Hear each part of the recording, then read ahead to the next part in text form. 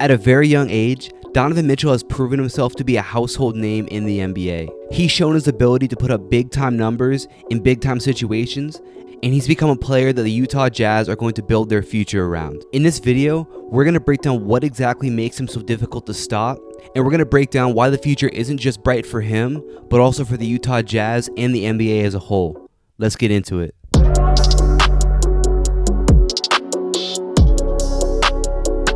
One of the most promising parts of Donovan Mitchell's game is the fact that despite being so young, he's absolutely phenomenal using ball screens, and he can score in a variety of different ways. This past season, he was 4th in possessions per game and points per game using the pick and roll. And in a ball screen heavy league, that makes him one of the most valuable players you can have. It all starts with the fact that Donovan Mitchell can shoot the basketball. And because of this, defenses cannot go under ball screens or else he's going to make them pay with that three-point shot. This is why I always talk about shooting being the most important skill in basketball. Because Donovan Mitchell is able to hit this shot consistently, the defense has to play over ball screens, giving him a ton of options going downhill.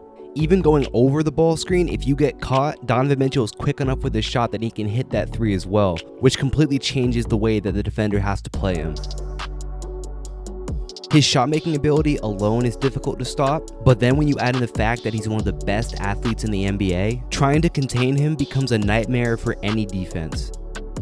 Sometimes defenses will try and hedge this ball screen to add that screener's defender as a way to contain Donovan Mitchell. But he's so quick that he's able to split those hedges a lot of the times and either get to the basket or get to a pull-up. Doing this completely exposes the defense and typically doesn't give the help defender coming across the paint enough time to recover.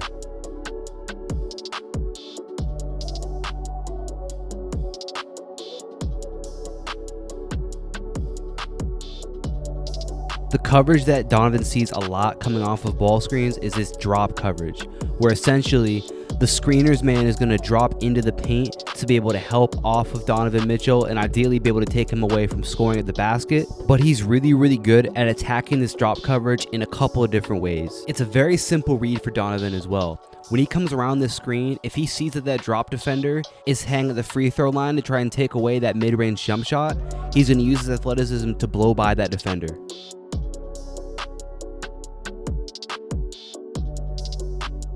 And because of his elite level athleticism, he's able to finish in a variety of different ways around bigger defenders. Like I said, the read he has to make coming off the screen is very simple. If now he sees that drop defender is all the way down guarding the basket, he's going to snake the ball screen and he's going to shoot the shot. All that snaking the ball screen means is that he's going to push the ball across his body to go across the screen, which is going to make it harder for his defender to recover and contest the jump shot. And if the defense decides to switch the ball screen, Donovan Mitchell is great at exploiting those mismatches that are created, and it's to a point where switching on a ball screen is something that you almost never want to do when you're facing him. So no matter what the defense does to try and guard that ball screen, Donovan Mitchell has the ability to beat them no matter what the defense is. And now we can take a look at an even more minute detail, which is how Donovan Mitchell sets up these screens. Gobert is going to come over and set this screen going to the left, so Donovan Mitchell goes from this closed stance to an open stance to sell that he's going to drive to the right, causing his defender to jump that way, and then when he attacks to the left, he gets hit by Gobert's screen and Donovan Mitchell gets that shot off.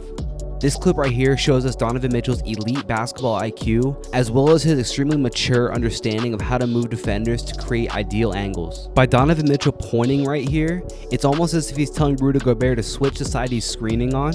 Therefore, that causes his defender to jump towards that right side, setting him up perfectly to get hit by that screen when Donovan Mitchell explodes to the left side for the wide open layup.